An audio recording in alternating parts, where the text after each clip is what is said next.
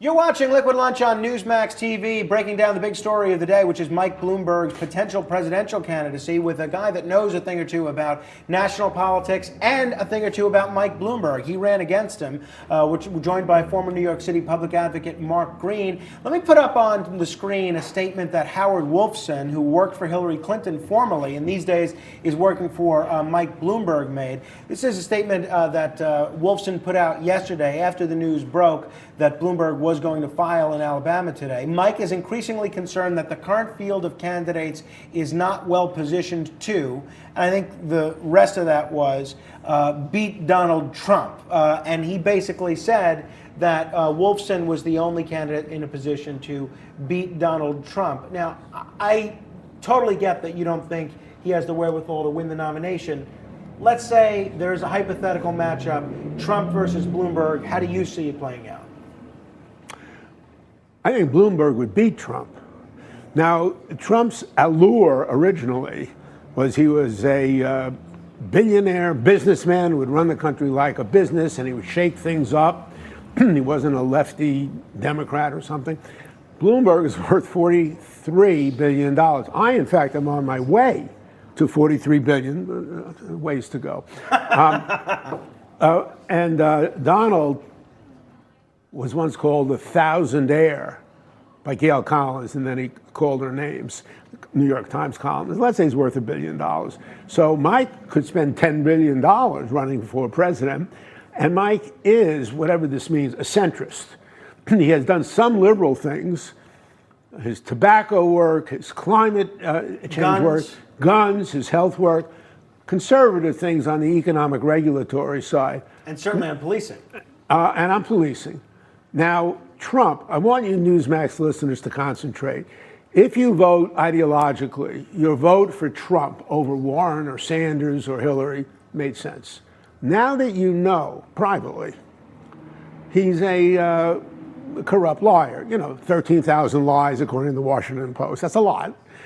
And he, of course, told Don McGahn to lie to the special prosecutor, which is obstruction of justice. Everybody knows that he tried to shake down. We'll leave that one up to Congress. We'll leave that one up to Congress. Fine, but let's say all the testimony. So you have a decision to make. Do you vote for Trump, bad character, okay policy, or do you vote for Bloomberg, good character, and the money to woo you? And I think that's a split in the conservative ranks. Well, so that raises such an interesting point. I spoke with John Gambling this morning, who, of course, co-hosted a radio show with Mike Bloomberg for 12 years, but voted for Trump. He said he'd probably vote for Bloomberg over Trump come 2020. I think there are a lot of folks who might be in that same category.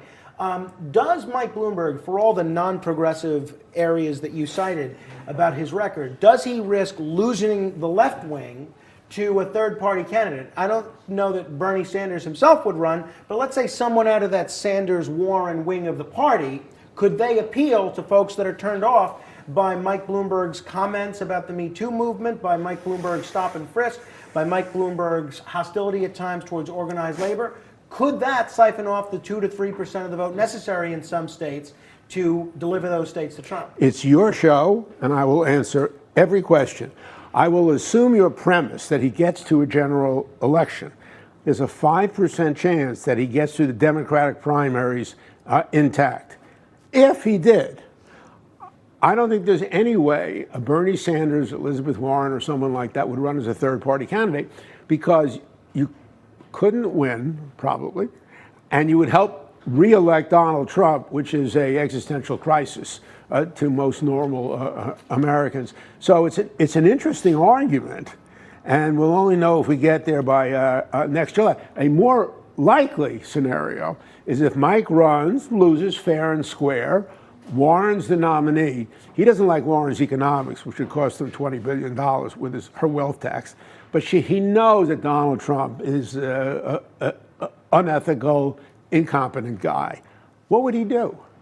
And it would be a test between his principles and his wallet. And I couldn't predict. All right, so I mentioned earlier that you were a protege of Ralph Nader. I'm a great admirer of Ralph Nader. I've had the good fortune of interviewing him several times. You've actually got a new book coming out with Ralph Nader. What's it called? NEWSMAX listeners, put on your seatbelts. Fake President. Decoding Donald Trump's corruption, gaslighting, and general BS. Now, it's by Ralph Nader and me. We're not supporting Donald Trump. You're kidding. But we analyzed. I would have thought you were on the fence. The thousands of times he said something like climate change doesn't exist, it's a hoax. That's simply not true. And so that any one of us, everybody listening has fibbed or lied once in their life or more. None of us has really done it 13,000 times as president. And so we expose his scandals, his lies, and frame his candidacy, because if he wins, the democracy as we know it, look at how he's coordinating and perverting the Department of Justice to investigate his rivals. No other president has done that. Maybe Nixon did. Well, we can go through the history of what a lot of presidents have. Well, look, fake president. If you're interested in ordering it, it's Amazon, you can pre-order now. Okay. So, but rather than look at what other presidents have done in terms of investigating their political rivals, let me ask you about an issue we spoke about earlier, which is that Bloomberg's candidacy could really keep Joe Biden from getting the nomination by siphoning off a lot of that kind of moderate Democrat, pro-business Democrat, or independents who are voting in Democratic primaries, since there's no serious Republican primary this year, votes. And let me ask you also about the issue that I raised about a left-wing challenger in the general election. If more states around the country were to adopt what New York City just adopted, ranked choice voting, that would completely obviate the so-called spoiler effect, and we wouldn't see that happening. If I were Joe Biden, or Mike Bloomberg for that matter, I'd be trying to push for ranked choice voting all over the place in states controlled by Democrats. You would, I would. New York has done it, but you can't get the lower 49 to do it overnight in time for the Democratic primaries. Iowa and New Hampshire are in February. New York is in April. And so it's an interesting hypothetical. Now, Ralph Nader, a lot of Democrats don't like him because he did run for president as a third-party candidate, the Green Party, not named after me. And some people argue he siphoned off enough votes to help elect Bush. If it was ranked voting, then all of Ralph's votes would have been split, since he was third, not in the top two, and we maybe would have seen a different president. I don't know. And Republicans frequently make the same argument about Ross Perot costing George Bush the election. I don't necessarily buy it in either case. By the way, Ross Perot did not cost Bush the election. If you ask Perot voters afterward who they would have voted for, it was 50-50. George Herbert Walker Bush and Bill Clinton.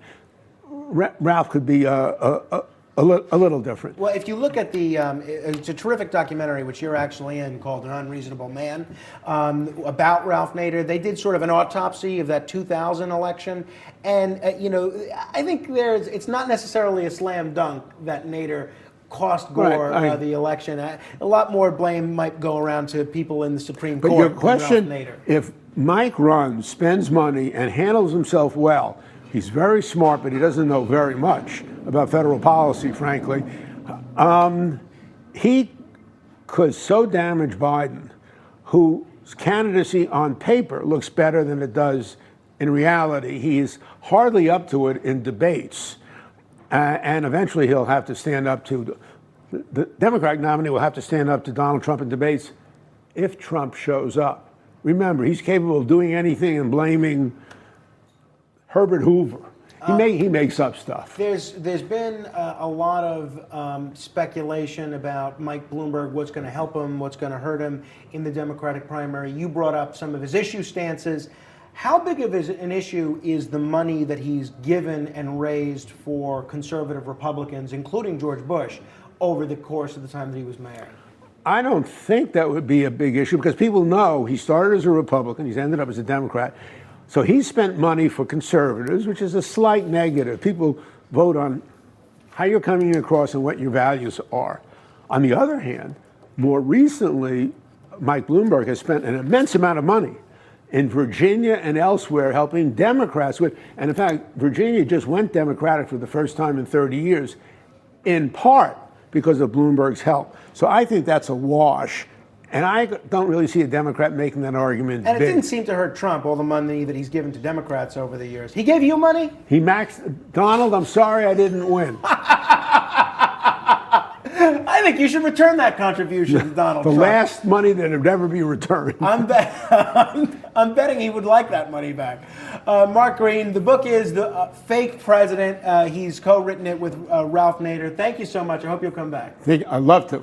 All right, when we return, we are going to take a look at what's happening with this wacky Roger Stone trial where quote-unquote comedian Randy Credico is on the stand right now explaining that he was not the intermediary between Roger Stone and Julian Assange and explaining how he was intimidated by Roger Stone. We're going to break it down with Kristen Davis, the former Manhattan Madam, someone that's been following Roger and Randy closely and is intimately familiar with the details of the case. And then a little bit later, two star New York political consultants, Bill Cortez and Joe Rubens, will be here to talk impeachment, to talk Mike Bloomberg, to talk Jeff Sessions, and the whole cornucopia of national political news. You're watching Liquid Lunch on Newsmax TV. I'm Frank Morano. We'll be right back.